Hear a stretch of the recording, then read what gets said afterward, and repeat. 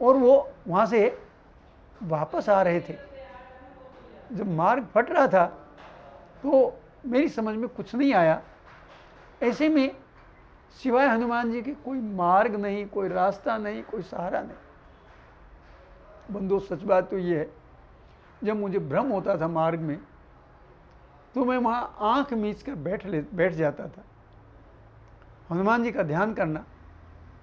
और ये बड़े, मैं विश्वास से कहता हूँ, उसके बाद ध्यान करने के बाद, हनुमान जी का ध्यान करने के बाद मैंने जो रास्ता पकड़ लिया वो सही निकला। आज तक कभी गलत रास्ता नहीं निकला।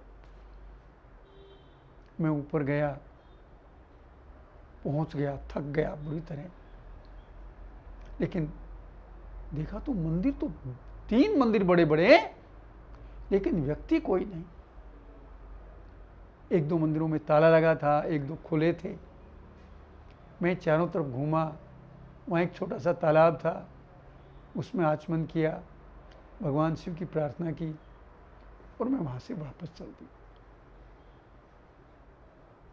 लेकिन बंधुओं, जब वापस वहाँ से चला तो मुझे ध्यान आया, अरे मैं तो अकेला हूँ। इस पहाड़ पर तो भालू निकल आते हैं अंधेरे में, इस पर तो बाघ भी है, इस पर तो अन्य हिंसक जीव भी है, मैं कैसे निकलूंगा? अंधेरा हो गया और मैं वहां से चल दिया। वो अगर हवा भी किसी पत्ते को खड़खड़ाती थी तो मुझे लगता था आया भालू, आया सिंह, अब हमला हुआ, अब हमला हुआ। और जो वहां के कोई पक्षी फड़फड़ाते थे, आवाज करते थे, इतनी भयंकर लगती थी वो, इतनी डरावनी लगती थी, मुझे लगता था आज का दिन मेरा जीवन का संभवतः अंतिम दिन है। क्योंकि एक तो अंधेरा हो गया, रास्ता दिख नहीं रहा था और मैं चला जा रहा था। ऐसे रास्तों पर मेरे जीवन का ये पहला अनुभव था, चलना, अकेले चलने का। जब मैं चलता था और मेरे पैर से अगर कोई पत्थर लुढ़क जाता था और उसकी आवाज होती थी तो भी डर लगता था। जैसे कोई पत्थर मेरे पैर से लुढ़कता, मैं चारों तरफ देखता था, अरे क्या आ गया, क्या आ गया, ऊपर से कुछ आ गया, नीचे से कुछ आ गया। हनुमान जी महाराज ने रक्षा की, मेरे साथ कोई दुर्घटना नहीं।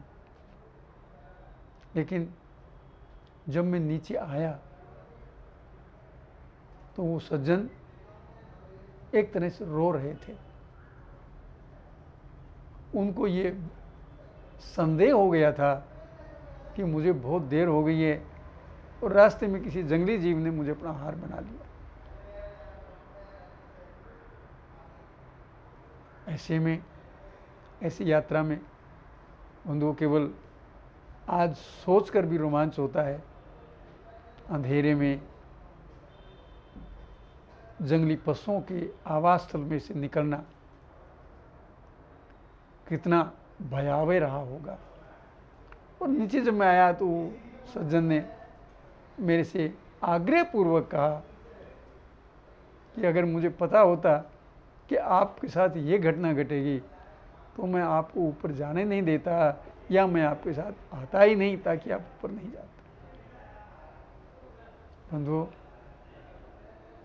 मैं तो ये मानता हूँ, गोली, बंदूक, पिस्तौल, रिवॉल्वर, राइफल, बम, कोई भी सहायक नहीं है, कोई भी रक्षक नहीं है।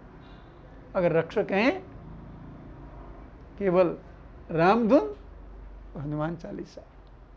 सदा इन अस्त्र शस्त्रों ने मेरी रक्षा की, ये मेरे कवच बने रहे और मुझे विकट परिस्थितियों से निकालते रहे। मैं अभिभूत हूँ उस कवच का कि कैसे कैसे भगवान कहाँ कहाँ रक्षा कर। जय सीताराम।